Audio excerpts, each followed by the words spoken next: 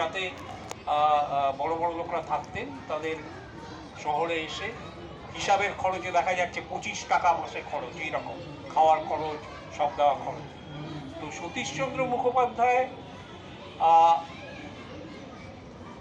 উনি যেটা তৈরি করলেন, প্রথম দিকে উনি তৈরি করলেন ভাগবত চতুষ্পাঠী বলে। তার মূল জায়গাটা ওনার মাথায় একটাই জিনিস ঘুরছিল যে আমরা যদি নৈতিকভাবে উন্নত না হই, আমরা যদি দেশের ভালো জিনিসগুলোকে আত্মস্থ না করতে পারি, নিজেরা না বুঝি, তাহলে আমাদের ভালো হওয়াটা মুশকিল। এই জন্য উনি নৈতিক শিক্ষা দিতেন এবং তার সঙ্গে সঙ্গে মাথায় ঘুরত যে আমাদের দেশটা তো আর্থিকভাবে কিছু পিছিয়ে পড়ে আছে, উন্নতি করতে গেলে কারিগরি শিক্ষার দরকার, কারিগরি শিক্ষার দরকার। এটা তখন থেকেই মাথায় এসেছিল। এটা আমি বলছি 1897 উনি স্থাপন করলেন, নাম দিলেন ভাগবত চতুষ্পাঠী। কিন্তু তারপরেই উনি উনি উনি সতীশচন্দ্র মুখোপাধ্যায়ের সব থেকে যেটা পড়তে গেলে অবাক হতে হয়, ওনার স্কুলের সহপাঠী ছিল আশুতোষ মুখোপাধ্যায়। জানো, বাংলার বাঘ আশুতোষ মুখোপাধ্যায়। উনি নাইট উপাধি পেয়েছিলেন, কলকাতা বিশ্ববিদ্যালয়ের দুবার ভাইস চ্যান্সেলর হয়েছিলেন। সতীশচন্দ্র মুখার্জি এসব কিছুই হয়। ওনার সহপাঠী ছিলেন নরেন্দ্রনাথ দত্ত, পরবর্তীকালে যিনি স্বামী বিবেকানন্দ নামে পরিচিত হন।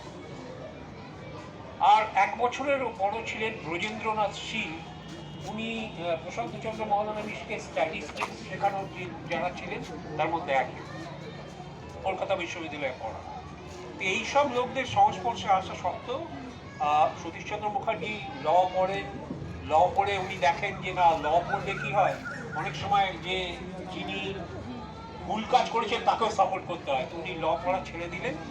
ছেড়ে দিয়ে উনি একদম মনে প্রাণে উনি ঠিক করলেন যে স্বদেশী আন্দোলনের সাথে যুক্ত হবেন এবং উনি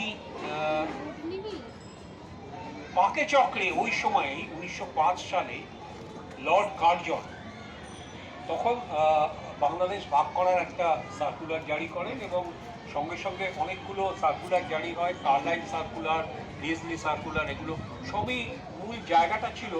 তোমরা যদি নেতাজি সুভাষচন্দ্রের জীবনী সিরিয়াল দেখে থাকো, দেখবে যে সব জায়গাতেই মানে স্বদেশী কাজ করার ব্যাপারে একটা বাধা নিষেধ ছিল। সেইটার এগেনস্টে এরা সবাই এগিয়ে এলেন। তার ফলে এই একটা সংগঠন গড়ার কথা এনাদের মাথায় এলো। মাথায় মূল সতীশচন্দ্র মুখোপাধ্যায় ছিলেন, আর ছিলেন রবীন্দ্রনাথ যুক্ত হয়েছিলেন। রবীন্দ্রনাথ তো তখনও নোবেল প্রাইজ পাননি, রবীন্দ্রনাথ 1913 সালে নোবেল প্রাইজ পান। রবীন্দ্রনাথ শিক্ষা নিয়ে নতুন কিছু ভাবছিলেন, উনিও যুক্ত হন। আর যুক্ত হন মূলত এই রকম একটা সংগঠন, মানে একটা প্রতিষ্ঠান করতে গেলে দুটো জিনিস দরকার হয়। একটা সাংগঠনিক একটা নিয়ম, মানে যাকে বলা হয় অর্গানাইজ